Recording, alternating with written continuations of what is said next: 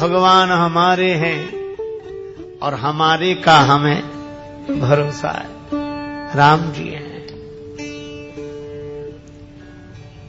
एक बात सुनाऊं मैं, ममता की बात सुनाऊं। वृंदावन में एक महात्मा घूमते थे, जिन्हें देखकर लोग कहते थे जज साहब आ रहे हैं, जज साहब आ रहे हैं। 30 वर्ष पुरानी घटना है। तो एक संत से किसी ने पूछा कि इनको जज साहब क्यों कहते हैं? तो कहा कि ये साधु अब हो गए, पहले जज थे, पुराना नाम अभी भी चल रहा है। तो ये साधु क्यों हुए? कहा ये दक्षिण भारत में एक छोटी सी जगह थी, लोक अदालत की तरह, वहां ये जज थे। एक गांव में एक बड़ा सीधा सरल आदमी रहता था, उसका नाम था भोला। भोला नाम तो लोगों ने रख दिया था क्योंकि वो राम जी के अलावा किसी को जानते नहीं था, ना अन्यम जाने नैव जाने न जाने। गांव में रघुनाथ जी का मंदिर था और भोला केवट जाति का था। सामान्य परिस्थिति पर उससे जब कोई पूछता कि केवट भैया भोले वो बात कैसी है, तो कहता रघुनाथ जी जाने, मैं तो कुछ नहीं जानता।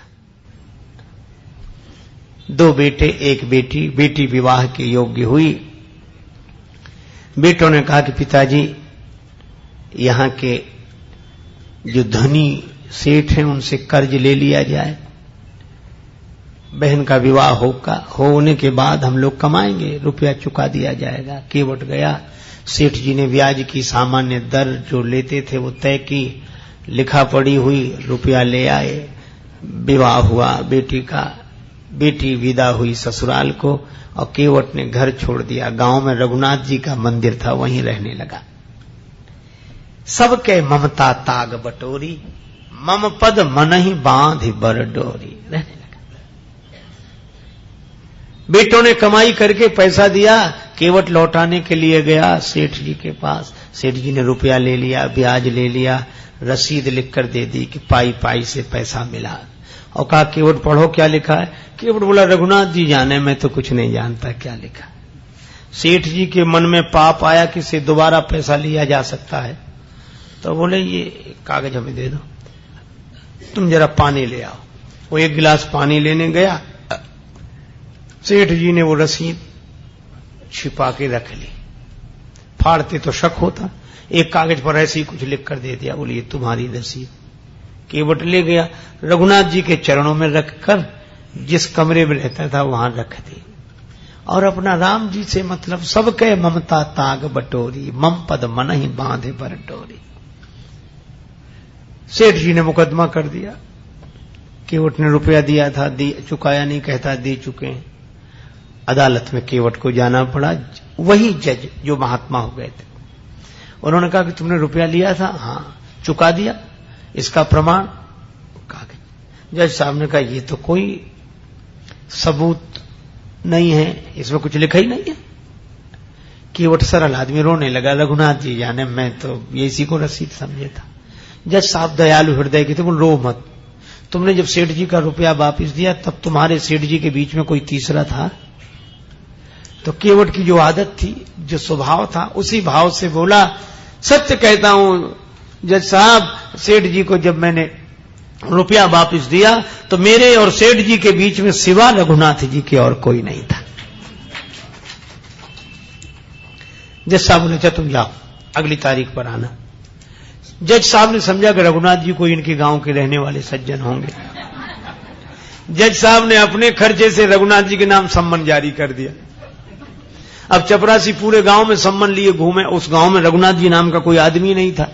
चपरासी तो परेशान हो गया। एक ने कहा रघुनाथ जी का मंदिर जरूर है, बोले वही बताओ। गया चपरासी, पुजारी बाहर बैठे थे। चपरासी को देखा, क्या बात है, सम्मन दिया, रघुनाथ जी का मंदिर यही है? हाँ, लो ये। पुजारी जी समझ गए, मन ही मन सोचने लगे कि जब भगवान ने मंगा ही लिया तो हम वापिस काहे करें। हस्ताक्षर पुजारी जी ने कर दी। चपरासी समझा यही रघुनाथ जी हों।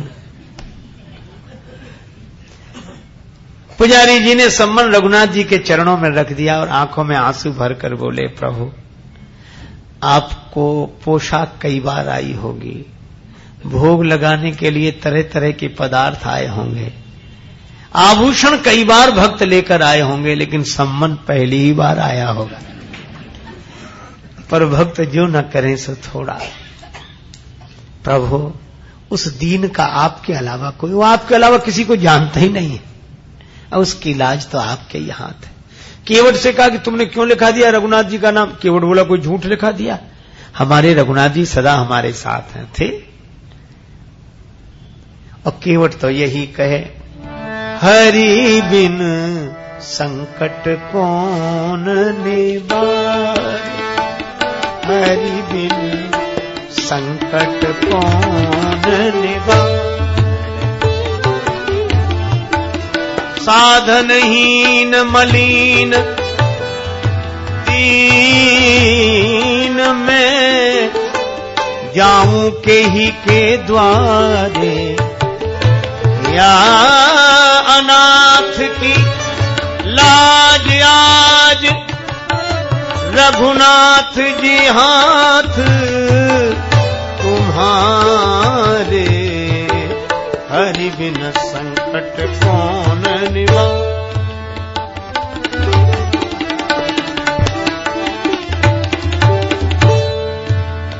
दीन दयालु सुने जब ते, तब ते मन में कछु ऐसी बसी है, फेरूं कहां और जाऊं कहां, बस तेरे ही नाम की फेंट कसी है।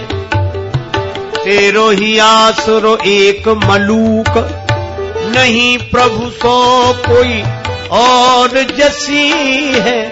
ये हो मुरारी पुकारी कहूं, अब मेरी हंसी नहीं तेरी हंसी है, संकट कौन निवारे, हरि बिन संकट कौन, हरि बिन संकट कौन निवारे। या अनाथ की लाज आज रघुनाथ जी हाथ तिहारे, कहीं नहीं गया, किसी को जानता ही नहीं राम जी के अलावा। तारीख के एक दिन पहले ही पुजारी जी बोले तुम आज ही जाओ ताकि समय से पहुंच जाना। अब रघुनाथ जी के मन की तो रघुनाथ जी जाने। केवट रघुनाथ जी के चरणों में प्रणाम करके चला गया।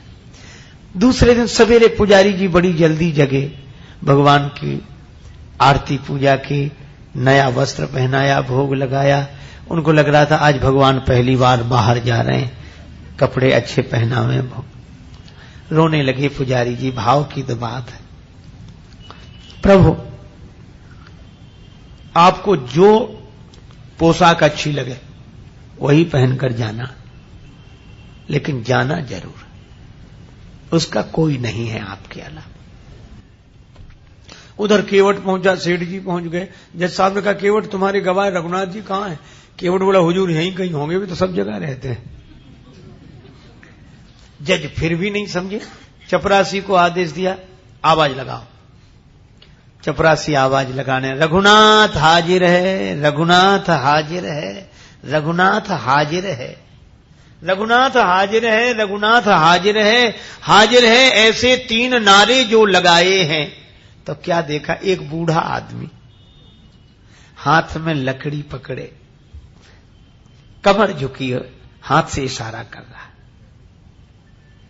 हाजिर है ऐसे 3 नारे जो लगाए हैं, चाल लटपटी सी एक वृद्ध की झुकी सी देह, दुपटी फटी सी शीस बांधे धर धाये हैं, हाथ माहे छड़ी पड़ी तुलसी की हिये माल, माथे पर रोरी चारु चंदन चढ़ाए हैं, साहब के सामने विनीत चपरासी साथ, आज रघुनाथ जी गवाह बने आए। भगवान गवाह बनकर आ गए। जज साहब ने देखा, गज सेठ जी चौंके कि ये कौन है? जज साहब ने कहा कि आप थे वहां। रघुनाथ जी ने कहा केवट ने रुपया दिया है, उसका प्रमाण बोले इन्होंने रसीद भी लिख ली थी, सेठ जी को यहीं रखा जाए। इनके मकान में सामने वाली बैठक की सामने वाली दीवार में 3 अलमारियां हैं, बीच वाली अलमारी में बही रखी है 32 नंबर की, उसी में वो रसीद अब तक सुरक्षित है।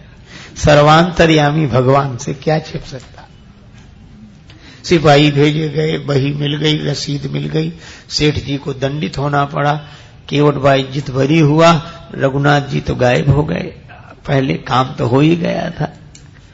अब जज साहब ने सोचा कि इतने दिन हो गए फैसला सुनाते, पर ऐसा गवाह आज तक नहीं मिला। तो केवट से अकेले में पूछने लगे, केवट ये रघुनाथ जी कहां रहते हैं? केवट बोला, हुजूर जहां हम रहते हैं। तो तुम कहां रहते हो? बोले जहां रघुनाथ जी रहते हैं। जज साहब बोले, हम समझे नहीं, तुम लोग एक ही जगह एक ही गांव के रहने वाले हो?